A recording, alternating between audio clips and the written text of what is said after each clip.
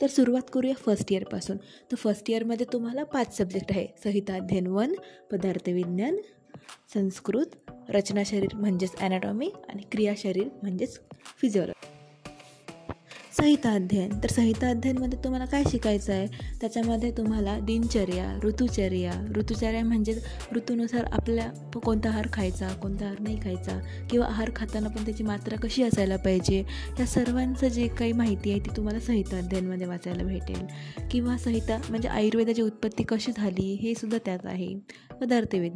पदार्थविज्ञानमध्ये म्हणजे फिजिक्स असं म्हणतात, परंतु असं 11वी-12वीचं फिजिक्स असं नसतं. असे पॉईंट्स असतात, जसं की प्रमाण आहे, दर्शन आहे, ह्याचे सगळंच तुम्हाला नॉलेज घ्यावं लागणार आहे. ते पदार्थविज्ञान जर तुम्ही डेली वाचत राहिलात ना, तुम्हाला लास्टपर्यंत पूर्ण पुस्तक आणि त्याचे एक्झाम्पल मुखपाठ होऊन जातात. आता संस्कृतला तर अर्ध्याच्या वर लोक भितात, परंतु भ्यायचं काही कारणच नाही. संस्कृतसारखा सोपा विषय कोणताच नाही आहे. जर तुमच्याकडे 1.5 वर्षे तुम्ही म्हणतात बाबा की ज्यांच्याकडनं 9वी-10वीला होतं त्यांचे शब्द पाठ आहेत, त्यांना हे माहिती आहे. शब्द कोणाचेच पाठ नसतात. आजपर्यंत शब्द कोणाचेच पाठ नाही आहे. फक्त एक्झामच्या अगोदर बघायचं असतं की कुठे काय लावलं आहे, कोणते म्हणजे पंचमी आणि षष्टी याच्यातलं कोणतं सारखं आहे, हे सगळं एक ट्रिकनं येऊन जात असते. किंवा आता संधीचा समासाचा पार्ट असतो ना, तो पूर्ण मॅथसारखा असतो, म्हणजे लॉजिकनं असतो. तिथं रट्टा मारणं काहीच म्हणलं. हे कसे प्रॉब्लेम बेस असतात, ॲप्लिकेशन बेस. तो म्हणजे संस्कृत खूप सोपा आहे आणि खूप छान सब्जेक्ट आहे. आता पुढे जाऊया आपण रचना शरीर. तर रचना शरीरमध्ये काय बघणार आहे तुम्ही, एक ॲक्च्युअल डॉक्टर होण्याची फिलिंग म्हणलं तर फक्त ॲनाटॉमीमध्येच येतं आहे. ॲनाटॉमीमध्ये तुम्हाला सगळ्यात पहिल्यांदा तुम्ही बोन्स बघताल. बोन्समध्ये म्हणजे समजा लाँग बोन असेल तर अप्पर एंडमध्ये कोणते फीचर आहेत, लोअर एंडमध्ये कोणते फीचर आहेत, किंवा त्याच्यामधला जो शाफ्ट असतो त्याच्या बॉर्डर किती आहे, त्याची सरफेस किती आहेत, किंवा त्याची क्लिनिकल ॲनाटॉमी म्हणजे कोणतं काही लागलं, कोणा काही फ्रॅक्चर झाला तर त्याची नावं असतात वेगवेगळे. बोन झालं की आता मसल्समध्ये म्हटलं त्याचे मुवमेंट्स काय आहे, कोणत्या नर्व किंवा आर्टरीने त्याला सप्लाय केलेलं आहे, मसल्सचे नावं, त्याचे ओरिजिन, त्याचं इन्सर्शन ते त्याच्यामध्ये येतं. पुन्हा सॉफ्ट ऑर्गन्स म्हणजेच आपल्या बॉडीमधले जे काही स्टमक, लिव्हर झाले, किंवा त्याचं स्ट्रक्चर असतं, त्याचे शेप असतो, त्याचं कलर, वेट, किंवा नंतर त्याचे स्पेशल फीचर असतात. हे सगळे तुम्हाला सॉफ्ट ऑर्गन ॲनाटॉमीमध्ये पाहायला भेटेल. पुन्हा नंतर समोर गेल्यावर वेगवेगळ्या सिस्टीमची ॲनाटॉमी बघायची आहे, किंवा ग्लँडची ॲनाटॉमी बघायची आहे, नर्वस सिस्टीमची ॲनाटॉमी बघायची आहे. हे सगळ्याचं नॉलेज तुम्हाला ॲनाटॉमीच्या मॉडर्न पार्टमध्ये येतं आहे. मॉडर्न पार्ट 60% असतो आणि आयुर्वेदिक पार्ट 40% असतो.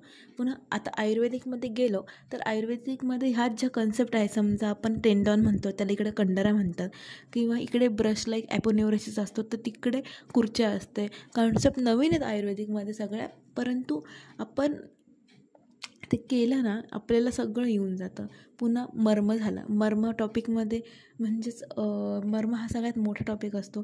एखाद्याचे पॉईंट्स असतात पूर्ण बॉडीमध्ये, जसं की आपल्याला एखादा आघात झाल्यावर तिथून कसे लक्षणं उद्भवतील, किंवा माणूस मरेल का थोड्याशी तीव्र वेदना होतील, हे सगळं मर्म टॉपिकमध्ये होऊन जाईल. जसं इकडे डायजेस्टिव्ह सिस्टीम टॉपिक आहे, तसंच तिकडे आशय आणि कोष्ठ चॅप्टर असतो आयुर्वेदिकमध्ये. हे झालं सगळं ॲनाटॉमीचं. फिजिओलॉजीमध्ये तुम्ही काय बघणार आहात, तर फिजिओमध्ये 60% वेटेज हे आयुर्वेदिकला आहे, तर 20% वेटेज हे 60% हे आयुर्वेदिकला आहे, तर 40% हे मॉडर्नला आहे. तर आयुर्वेदिकमध्ये तुम्ही काय बघणार आहे, तुम्ही हे तर थोडंसं येताना ऐकतात की हे वातपित्त, पंचमहाभूते, काय नाही. तर हे सगळंच जे काही नॉलेज आहे ते तुम्हाला फिजिओलॉजीमध्ये कळणार आहे, म्हणजेच क्रियाशरीरमध्ये.